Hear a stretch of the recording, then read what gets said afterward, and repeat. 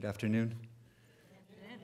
I'm Kevin Guerrieri. I'm a faculty member here at the University of San Diego, and I'm a faculty liaison with the Mulvaney Center. So I'm very happy to be with you.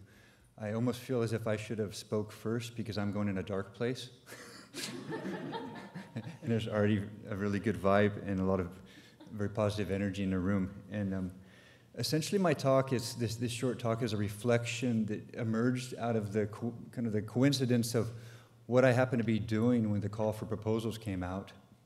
I was participating in a reading group, a faculty reading group, and we were reading the Evil of Banality on the life and death importance of thinking.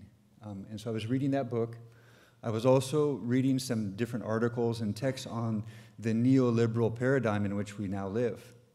And then the third thing that kind of coincided also was that I was teaching my Spanish for the Professions and Social Change course, which I teach in Spanish, and I have students from all different majors, from the sciences, from business, from different disciplines, reflecting on social change, reflecting on their professions and their future career trajectories through the lens of social justice. And so all of those things were happening. So I've organized this in 3 different parts, and I'm going to read, I apologize, I'm going to read just to kind of keep myself from rambling. So the first part is called The Evil of Banality. In this book, Minnick explores the reasons why people carry out evil acts.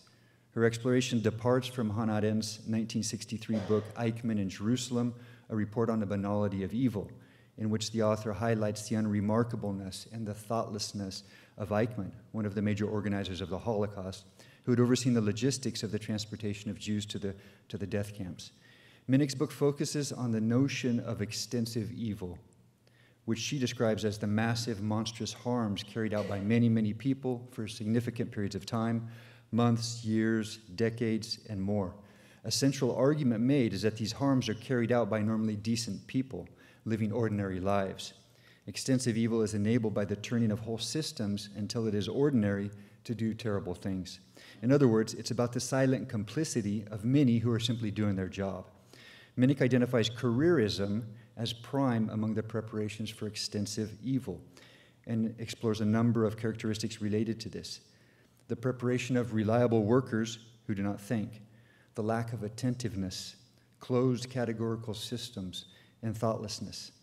At the heart of Minnick's book is a call for the winds of thinking, and she goes back to Arendt's The Life of the Mind, and also Socrates' wind metaphor.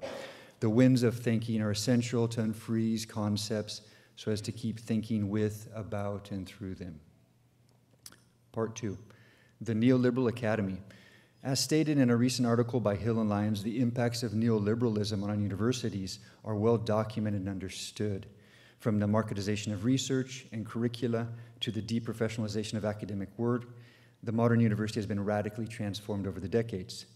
Neoliberal ideology, which emphasizes the imposition of market principles in all aspects of life, the privatization of the public sphere, the reduction of citizens to consumers, the shrinking of the government's role in society at large, and the continued pillaging of the global south, also produces a very specific governing and organizing regime that makes democratic and justice aims difficult to achieve, as indicated by Kluwer and others.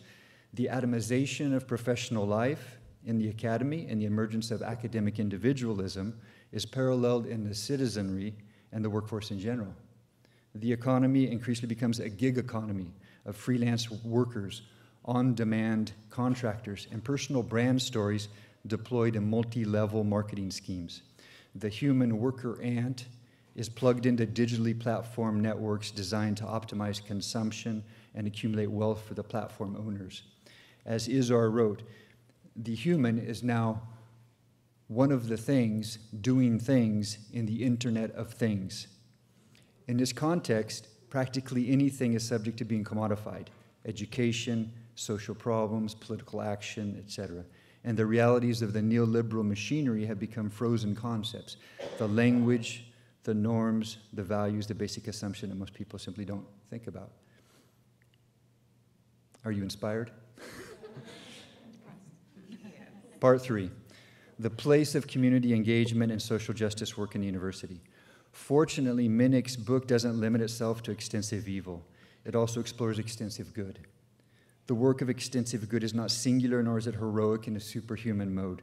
It calls for the abilities, commitments, and efforts of many to work collectively with differing others. Throughout, it requires, practices, and develops the arts and qualities enabled by thoughtfulness, those that allow us to take what is really happening and engage with it well. Attentiveness, informed imagination, inventiveness, enabled by clear-eyed, in-touch realism, astute, indeterminate judgment, and practical wisdom. It takes time, and many people doing it every day.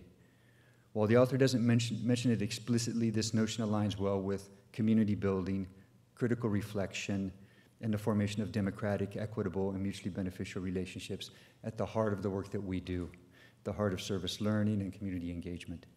A national survey from 2018 and with the participation of over 500 different colleges and universities in the US and Canada indicated that some 62% of graduating seniors had participated in service learning at some point in their undergraduate career. This speaks to the extensive nature of the work.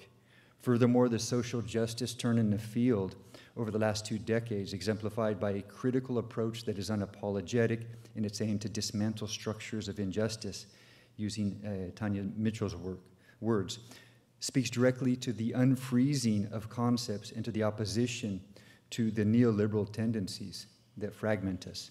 Some questions will always remain, however, including, for example, the degree to which community engagement is compartmentalized in the university, within certain departments, certain disciplines, and certain purposes of community engagement, or of higher education.